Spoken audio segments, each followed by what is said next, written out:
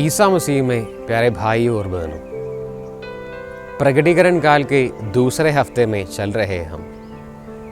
यह हम ईसाइयों के लिए एक महत्वपूर्ण काल है, क्योंकि हमारे प्रभु ईसा मसीह अपने आप को ईश्वर पुत्र के रूप में प्रकट करने की याद हम मनाते हैं। इस काल में ईसा ने हमारे मुक्ति के लिए इस धरती पर जन्म लिया। आज के पुराण विधान के पाठों से हमने सुना जो अपने जनता इस्राएल के साथ रहने वाले प्रभु ईश्वर को। गणना ग्रंथ अध्याय 10 वाक्य 34 और यशायाह नबी के ग्रंथ अध्याय 45 वाक्यांश 14 से 17 तक हम देख सकते हैं इस साथ रहने वाले पिता ईश्वर को। ईश्वर उनके साथ अदृश्य रूप में रहते थे, इसलिए वह उनके साथ नबियों द्वारा बातचीत करते थे। यहाँ मूसा था ईश्वर और इस्राएल के बीच रहने वाले, इसलिए इस्राएल के लिए मूसा एक बड़े नबी था। और इब्रानियों के नाम पत्र में हम पढ़ते हैं कि ईसा मसीह श्रेष्ठ नबी मूसा से भी महान है।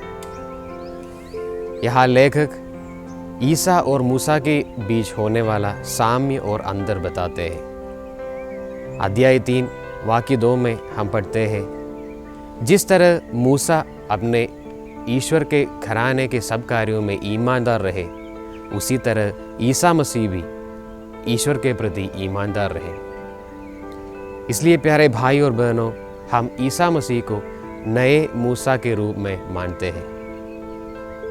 लेकिन वाक्य 5 और 6 में ग्रंथकर्ता स्पष्ट करते हैं कि ईसा मसीह मूसा से भी महान है।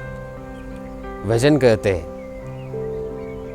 मूसा अपने ईश्वर के घराने में एक सेवक के रूप में ईमानदार रहा, जबकि ईसा मसीह ईश्वर के घराने में पुत्र जैसे ईमानदार रहे। ईसा और मूसा के बीच पुत्र और सेवक का अंतर था। और जब हम आज के सुसमाचार की ओर आएंगे तो हम देख सकते हैं संत यूहन्ना बपतिस्ता ईसा की महत्व और बढ़ाते हैं। ईसा के बारे में यूहन्ना बपतिस्ता के सबसे महत्वपूर्ण और खूबसूरत भाग हमने पढ़कर सुना है। यूहन्ना के सुसमाचार अध्याय 1 वाक्यांश 14 से 18 तक। इस्राएल जनता के साथ अदृश्य रूप में रहने वाले पिता ईश्वर के पुत्र यहाँ हमारे बीच शरीर धारण कर आए और उनको साक्ष्य देने पुराण विधान के मूसा जैसे यहाँ यूहन्ना बपतिस्ता। जनता यूहन्ना बपतिस्ता को एक नबी जैसे मानती थी, लेकिन 15 से 17 तक वाक्यों में संत यूहन्ना बपतिस्ता कहते हैं कि ईसा मसीह अपना और मूसा से भी महान है। यहाँ यूहन्ना बपतिस्ता ईसा को साक्ष्य देते हैं। ईसा मसीह को इस धरती को सौंपते हुए पीछे हटने वाला संत यूहन्ना बपतिस्ता को हम देख सकते हैं। जो मेरे बाद आने वाले हैं वह मुझसे बढ़कर है, मैं उनके जूते का फीता गोलने भी योग्य नहीं हूँ। विनम्रता के एक उत्तम उदाहरण यहाँ पेश करते हैं संत यूहन्ना बपतिस्ता। उसकी जिम्मेदारी सिर्फ ईसा को साक्ष्य देना था।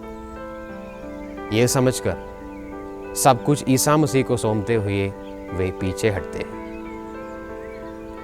नबी मलाकी के ग्रंथ अध्याय 3 वाक्य 1, यशायाह नबी के ग्रंथ अध्याय 40 वाक्य 3 यहाँ संत यूहन्ना बपतिस्ता में पूरे हो जाते हैं।